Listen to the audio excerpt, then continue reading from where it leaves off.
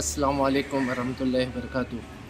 ये आज की ईद के मौके पर हम तमाम मुस्लिम कम्युनिटी के तरफ से तमाम अदर कम्युनिटी जैसे कि कैथलिक, हिंदू भाई, सिख, जैन को सबको ईद मुबारक। और हमने इस ईद के मौके पे तमाम उम्मत के लिए, उम्मत यानी कि पूरा वर्ल्ड के लिए हम लोग ने दुआ, शांति और अमन के शांति की दुआ मांगी ले। और अल्लाह हम सबको भाईचारा से मिल के रहने की हम लोग ने दुआ मांगी ले। और तमाम भाइयों को भी गुजारिश है कि एक दूसरे के फेस्टिवल में शामिल हो, शरीक हो, ताकि हम एक दूसरे के फेस्टिवल को अंडरस्टैंड कर सकें।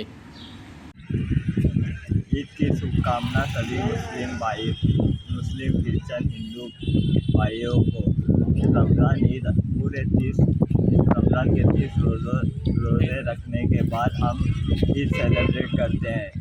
2 साल पेंडेमिक में हमें मौका नहीं मिला कोई भी त्यौहार सेलिब्रेट करने का, तो इस बार अल्लाह ताला ने हमें मौका दिया है कि फिर से हम सब फेस्टिवल मिल के बनाएँ।